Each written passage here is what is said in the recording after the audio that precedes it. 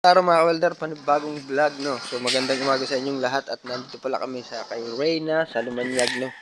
So sa Lian, Batangas po ito at meron kaming gagawin dito. Napakalayo po nito dun sa amin sa Nasugbu. At so nandito kami para gumawa ng malaking gate, so sliding gate. Ito yung dala na yung mga tubo mga welder, no? At ang maganda dito, malilim magawa. Tsaka napakadaming bunga ng mangga mga welder. Yun, kung mapansin nyo, wow, may bunga. Abot ko na yan. Yan, maabot ko. And then, dito kami maggagawa. Yan, oh. Yan. Yung gate, malaki. Ang gagawin namin gate is sliding. At hindi ko lang alam kung may tao dito. Pero may kuryente naman. Binababa ng tatay ang mga gagamitin namin. Oh. So, dyan kami magsusukat ng gate actual namin. Para dyan namin gagawin. Welder. At yun, hindi namin ilang araw namin ito matatapos. Pero palagi ko mabilis lang kasi malilim naman at maganda yung panahon. So, maaga kami dumating dito. Anong time check? Oh, hindi ko makita ang oras. Ito pala ang dala naming service, ang aming motor. At maraming ang mangga. Uy, ang cute naman, oh. Ang liit ng mangga, hinog na. Yan, bilog. Ang dumi ng kuko ko. Kasi may mga kalawang. Kasi nagbuhat tayo ng ating mga gamit. So, magsisimula na tayo mag-welding. Papatas muna natin pala lahat ng ating gagamitin. So, alright mga welder. Simula na kami mag-cutting mga welder. Nagsimula tayo sa lilom at kasi medyo maingay. So, nagkakating na din si tatay ng mga tubo. At ito na yung preparasyon namin para kung gaano kahaba. So, almost 25 feet po pala ang gate na gagawin namin. 25. Diba, napakahaba mga welder, no? 25 feet ang haba ng gate na to. Ayun. At na-cutting na. So, idudugtong natin yan tayo. Dito sa isa. Ayan.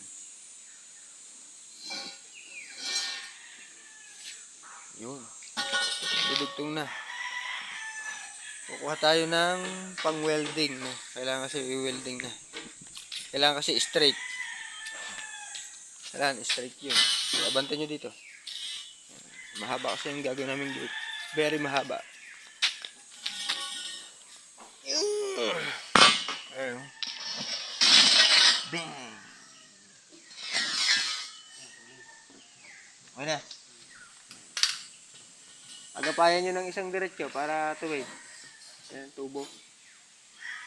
Kahit anong bago. Yung bago. Yan o. Kita nyo. Yan. Para maging straight, didikitan namin ng isa pang tubo. Para pag i-welding, so magiging diretso siya. Yun. Yun yung discard ng mga welder. So yan, abangan nyo mamaya pag naka-welding na kami. At kasi kailangan dalawa. Mga welder, no? Nabuo na natin at ito na lang kabila ang lalagyan natin. Napakahaba niyan, tingnan nyo. Ang haba. Wow, ang haba naman ng gate. Yan, malaki. Welder. Mahaba, very mahaba. Gate. So kita-kita naman sa video. Medyo straight siya. Then itong kabila. So parang tuwid din. So napakahaba ng gate. 25 feet. Kasi ang isang tubo po ay 20 feet lang. Yan ay 25. May ano pa yan? 0.7. 25 feet and 7 inches. Yun. So buti na bigkas natin ang tama. Wow, there's a lot of kitty here. I saw. Uy, yung kalamansi nila may bulaklak.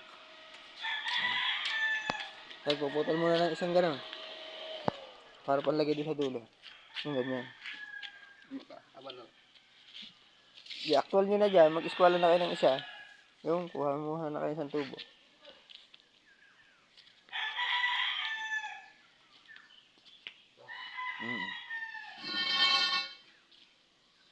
Yan. Kuhanin nyo na yan. Iskwala nyo na. Tapos didikit din sa kabila. Para pantay na. Di sa labas. Yan. Yan. Iskwalahin nyo ganyan yan. Iskwalahin ganon. Tapos, doon sa kabila, iskwalahin din. Dadalhin naman natin doon sa kabila. Ganun po yung gagawin dyan. Ano. Ang daming mangga talaga. Hindi ako makakaano. Maraming mangga. Pamaya manunguha tayo. Papaalam tayo sa walang may-ari. Kasi wala ang tao dito. Yung puno nyo may mangga.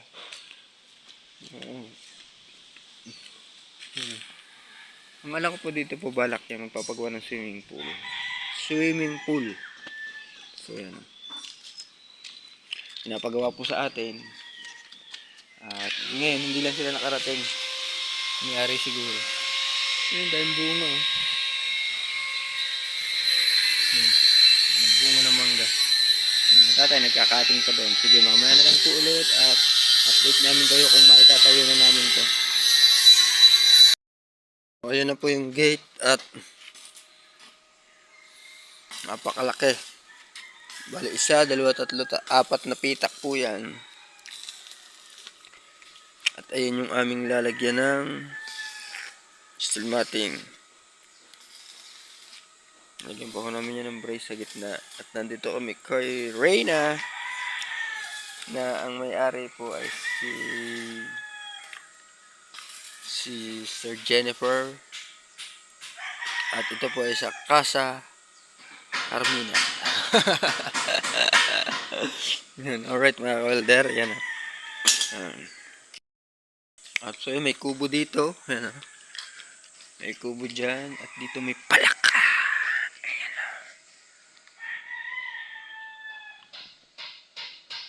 Kubo ng paa niya.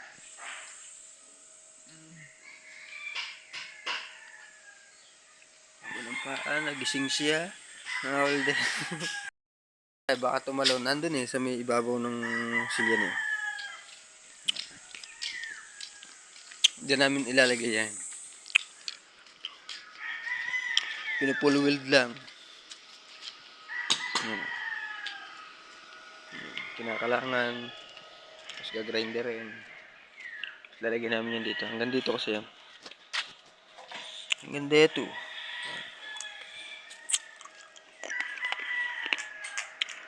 Tapos hanggang doon. May mga aso dito. Kaya pala may pulgas. Yun, dagat na po yun.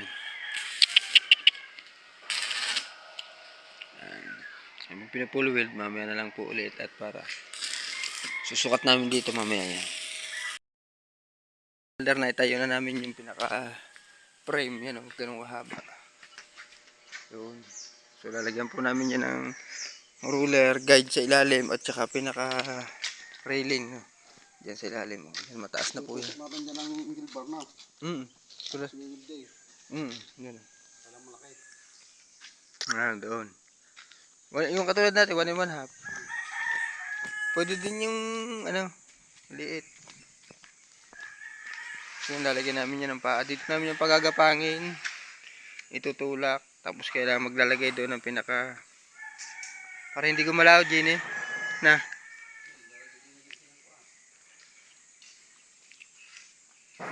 Isang. Yan, lalagyan dyan. Tataas pa naman yan kaya medyo. Nakaklamsa dito. Roller nga nandun dito. Sa loob. Abay, di pagdating doon sa kanto, sabit na yan. Bit na sa loob. Oh, bit pa gaya anong lagay nyo.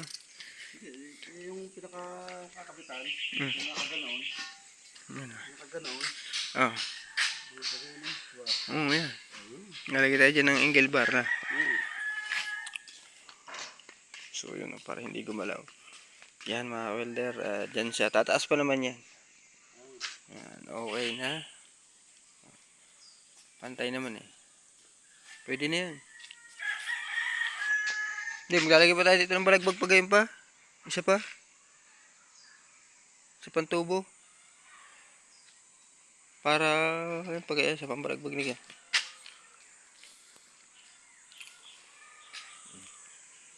Para hindi malundo. Anong tubo na on? Uno. Maliit na lang. Oo. Pag malaki yan, malaki, bigat lalo niya. Hindi maliit na lang. Ah, pwede. Ah, di dalawang pang bibili natin. Uno. Hige. Yan. Yan, nalagyan na namin. Tutulak na lang namin yan doon. Pupunta muna kami doon sa may dagat. Titingnan natin tayo doon.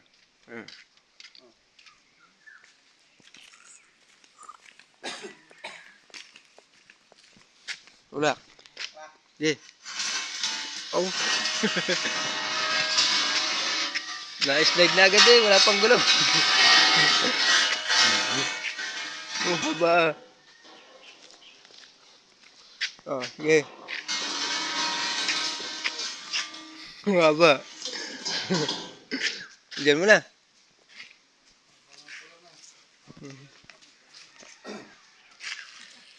Yan oh. So yan, dyan muna yan. So yun mga welder, nagpunta kami dito sa may ano pala to, swamp area. Ang daming bakawan oh. Yan. Yan. Mga welder, may bakawan. Yan. Yan tatay oh. Laki ng kahoy ng aming tinutungtungan. Pasulong na ang tubig, kaya hindi na kami makapunta doon sa batuhan. Pero maganda dito. Maga. Nakakapi ito. Nakatali pala yung kahoy na yan ah. Nakatali ang kahoy, baka makatakas. Di may mga alimango din dito ano. Sa gabi. Yan eh. Ano bang tawag din eh? Lukan. Ah, itong lokan dito. Baka may aso dyan eh. No? Hawa? Ayoko dyan. Baka matoklaw ako. Subuan ng bibiting-biting. Ano? Tapos, tinuklaw ko sa liig. Bakawan. Bakawan pala ito. Yan o. Siguro dito may mga tikling sa gabi na. Tikling. Oh. Wala. Bibiting-biting. Hindi nga punta sa... Oh, ano, lalaki ng shell. Lima. Saan na nakukuha? Baton din. Ang ganda yun. Bato, nakasiksik lang yan. Are? Ano? Madala nga. Kuha nyo nga. Bigay ko dyan. Yan, nakasiksik lang sa mga batong ganyan. Nalak na. Kaya mo ba ito? Pero yan, nakangangayaan. May laman yung perlas. Ba, eh, no, sabi.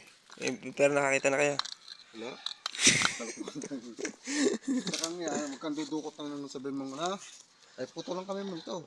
Matapang ba? Matapang. Hindi, naikom yan eh. Ang pagsundot dyan, yung barita. Ah, para hindi makagat na, matigas na. Oo. Grabe, dadal. Ang iba nga, eh, dinudukot, taliri, eh, laki lang nga niya, nakang nga. Ba, di putol. Hindi mo mabababukas mo yun eh. Malakas are. Ano pa? Ay lalagay sa baga ang kamay. Hindi pa tapos.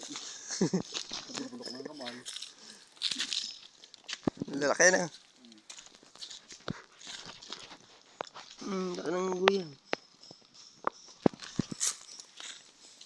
Ang sarap pala mani. Ayun. Umikom na. Shell na. Dadaling ko doon sa bahay. So doon yung galing. Bumalik na kami, tatali na muna yan, baka tumumba. So magdadala kami ng tubo ulit, tapos steel matting. Baka matatapos na yan ng mga ilang araw, sakit lang yan. Ang ruler.